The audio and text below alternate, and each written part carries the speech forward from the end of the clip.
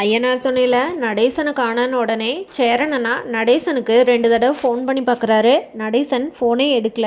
உடனே பாண்டி அவர் எங்கே இருப்பாருன்னு எனக்கு தெரியும், நான் போய் கூட்டிகிட்டு வரேன் அப்படின்னு சொல்கிறாரு. சோழன் உடனே சீக்கிரமாக போடா, போய் கூட்டிகிட்டு வந்தால அப்படின்னு சொல்கிறாரு. இருண்ணே, நீங்களாம் ரெடியாக இருங்க, நான் போய் கூட்டிகிட்டு வந்துடுறேன் அப்படின்னு சொல்லிட்டு பாண்டியன் அங்கேருந்து கிளம்பி செம்பருத்தியோட இட்லி கடைக்கு போகிறாரு. அங்கே பார்த்தா நடேசன் அங்கேயே தான் இருக்கிறாரு கரெக்டாக. உடனே பாண்டி கோவமாக இறங்கி வண்டியை நிறுத்திட்டு போகிறாரு. செம்பருத்தி உடனே, என்னப்பா வேணும்? இட்லி வேணுமா? இட்லி சூடாக பஞ்சு மாதிரி இருக்குது, 2 வைக்கட்டுமா அப்படின்னு கேட்குறாங்க. உடனே அவங்க, இல்லைம்மா எனக்கு இட்லி வேண்டாம் அப்படின்னு சொல்கிறாங்க. நடேசன் உடனே, டேய் நீயா அப்படின்னு கேட்குறாரு. அதுக்கு, ஆமாம் நான் தான். இன்றைக்கி எங்கே போகிறோன்னு உங்களுக்கு தெரியலையா? ஏன் இங்கே நின்றுட்டுருக்கீங்க அப்படின்னு கேட்குறாரு பாண்டியன். அதுக்கு உடனே நடேசன், இன்றைக்கி எங்கடா போகிறோம் அப்படின்னு கேட்குறாரு. இன்றைக்கி அண்ணனுக்கு நிச்சயதார்த்தத்துக்கு நம்ம கிளம்புறோம், உங்களுக்கு அது கூட ஞாபகம் இல்லையா? வீட்டில் எல்லோரும் ரெடியாகி நின்றுட்டுருக்கோம், உங்களை காணன்னு நீங்கள் இங்கே என்ன பண்ணுறீங்க அப்படின்னு கேட்குறாரு பாண்டி. உடனே நடேசன், அட ஆமால மறந்தே போயிட்டேன்டா. ஏண்டா அதுக்கு எதுக்குடா இவ்வளோ தூரம் வண்டி எடுத்துகிட்டு வந்திருக்க? ஒரு ஃபோன் பண்ணியிருந்தீங்கன்னா நானே வந்திருப்பேன்ல அப்படின்னு சொல்கிறாரு நடேசன். அதுக்கு பாண்டி, அதுக்கு நீங்கள் ஃபஸ்ட்டு ஃபோனை எடுக்கணும் அப்படின்னு சொல்கிறாரு. ஃபோன் பண்ணியா என்ன நீ அப்படின்னு சொல்லிட்டு பேக்கெட்லேருந்து ஃபோன் எடுத்து பார்க்குறாரு. அடே சைலண்டில் இது இருக்கும் போலடா, அதனால தான் எனக்கு கேட்கல அப்படின்னு சொல்கிறாரு. சரி சரி இரு சொல்லிட்டு வரேன் அப்படின்னு சொல்லிட்டு செம்பருத்திக்கிட்ட போய், செம்பருத்தி நீ பார்த்துக்கோ, நான் வெளியே ஒரு வேலையாக போகிறேன்னு சொன்னேன்ல, நான் கிளம்பி போயிட்டு வந்துடுறேன் அப்படின்னு சொல்கிறாங்க. இது யாரு, உங்கள் ஃப்ரெண்டா அப்படின்னு கேட்குறாங்க செம்பருத்தி. உனக்கு கொழுப்பு தான் அப்படின்னு சொல்லிட்டு நடேசன், இது என் 3வது பையன் அப்படின்னு சொல்கிறாரு. ஓ அப்படியா, ஜாடை உங்களையாட்டவே இருக்குது அப்படின்னு சொல்கிறாங்க செம்பருத்தி. சரி நாங்கள் போயிட்டு வரோம் அப்படின்னு சொல்லிட்டு நடேசனும் பாண்டியும் அங்கேருந்து கிளம்புறாங்க. பாண்டி உடனே வண்டியில் வேகமாக போக, ஏண்டா எதுக்குடா இவ்விட்டு வேகமாக போகிறேன், இவத்தாளைக்கு இருக்க வீட்டுக்கு தானே போகிறோம் அப்படின்னு சொல்கிறாரு நடேசன். ஆமாம் நான் வேகமாக போகிறது இருக்கட்டும், நீங்கள் என்ன எப்போ பார்த்தாலும் இந்த கடையிலேயே இருக்கிறீங்க அப்படின்னு கேட்குறாங்க. அதுக்கு உடனே நடேசன், எதுக்குடா அந்த கடைக்கு போவாங்க, இட்லி நல்லா இருக்குது சாப்பிட்றதுக்கு போகிறேன் அப்படின்னு சொல்கிறாரு நடேசன். அப்படி ஒன்றும் தெரியலையே, காலையிலேருந்து பொழுதோட வரைக்கும் அங்கேயே தான் இருக்கீங்க, நானும் கவனிச்சுட்டு தான் இருக்கேன், நான் ஒன்றும் பார்க்காமையெல்லாம் எதுவும் பேசலை அப்படின்னு சொல்கிறாரு. பாத்தியா என்ன, நீ அங்கே பாத்தியாடா அப்படின்னு கேட்குறாரு நடேசன். ஆமாம், இப்போ அதுக்கு என்ன, எதுக்கு அங்கே நிற்கிறீங்கன்னு ஃபஸ்ட்டு சொல்லுங்கள் அப்படின்னு கேட்குறாரு பாண்டி. அதுக்கு நடேசன், அது என்னோட முன்னாள் காதலிடா அப்படின்னு சொல்கிறாரு. பாண்டி உடனே ஷாக் ஆகி பைக்கை ஸ்டாப் பண்ணுறாரு. உடனே நடேசன் திரும்பி, என்னடா என்ன காதல் வரக்கூடாதா அப்படின்னு கேட்குறாரு. நான் உங்கள் அம்மாவை கல்யாணம் பண்ணுறதுக்கு முன்னாடி இவளைத்தான் லவ் பண்ணிக்கிட்டு இருந்தேன் அப்படின்னு சொல்லிட்டு அவர் ஒரு ஸ்டோரியை சொல்கிறாரு. அப்போ அவங்க அப்பா ஒரு ஹோட்டல் வச்சுருந்தாரு. அந்த ஹோட்டலுக்கு நான் தான் காய்கறியெல்லாம் இறக்கறக்கு போவேன், நான் வண்டி வச்சுருக்கேன்ல அந்த வண்டியில் தான் போவேன். அப்புறம் அவங்க அப்பாவுக்கு எங்கள் விஷயம் தெரிஞ்சு அவங்க அப்பா வேற ஒரு பையனை பார்த்து கல்யாணம் பண்ணி வச்சுட்டார் அவளுக்கு. ரொம்ப வருஷம் கழிச்சு இப்போ தான் பார்த்துருக்கேன், பழமையான காதல்ரா எங்களோடதே அப்படின்னு சொல்கிறாரு.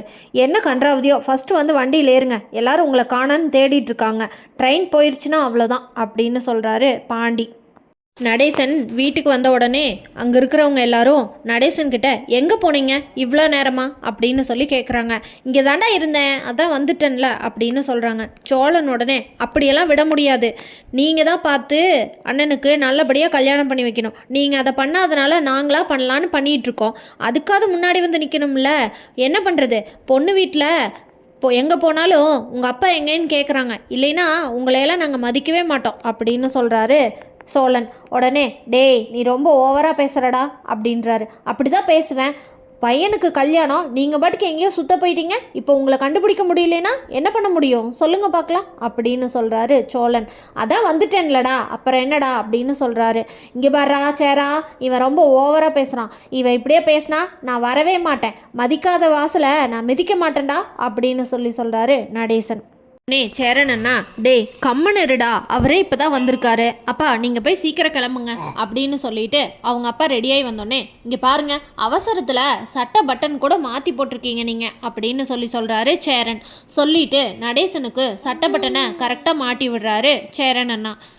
டேய் கிளம்பும்போது சண்டை வேண்டாண்டா, கிளம்பலாம் அப்படின்னு சொல்லிட்டு சேரன் அண்ணா எல்லாத்தையும் சமாதானப்படுத்தி ஒரு வழியாக எல்லோரும் கிளம்புறாங்க. கிளம்புறப்ப நிலாவை பார்த்து, நிலா கேஸ் எல்லாம் ஆஃப் பண்ணியிருக்கோமான்னு ஒரு தடவை பார்த்துட்டு வந்துருப்பா அப்படின்னு சொல்கிறாரு சேரண்ணா. நிலா உடனே சரிங்கண்ணே அப்படின்னு சொல்லிட்டு கேஸ் எல்லாம் ஆஃப் பண்ணிவிட்டு இங்கே வந்து சாமி படத்து முன்னாடி நின்று சரி நல்லபடியாக போயிட்டு வரணும் அப்படின்னு சாமி கும்பிட்டு கண்ணை முழிச்சு பார்த்தா சோழன் ரிங்கை அங்கேயே வச்சுருக்காரு.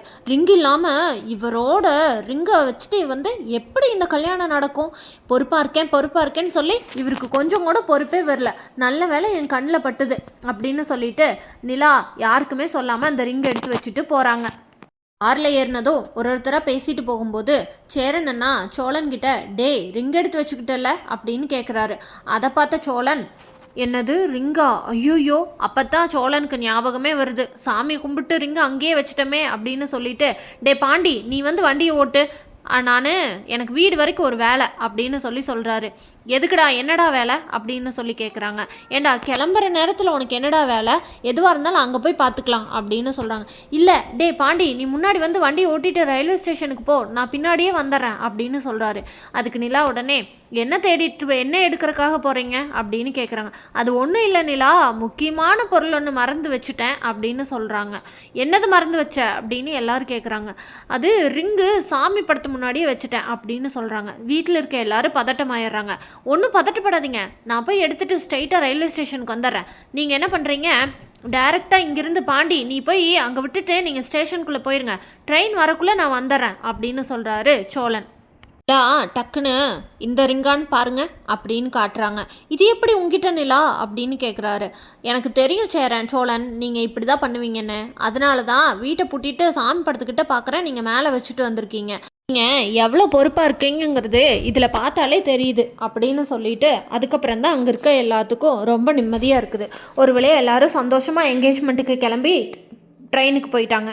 நிலா இந்த ரிங்கை எடுத்துகிட்டு வராமல் இருந்திருந்தா இன்னும் சுவாரஸ்யமாக இருந்திருக்குன்னு நினைக்கிறவங்க நம்ம சேனலை மறக்காமல் லைக் ஷேர் அண்ட் சப்ஸ்கிரைப் பண்ணிக்கோங்க.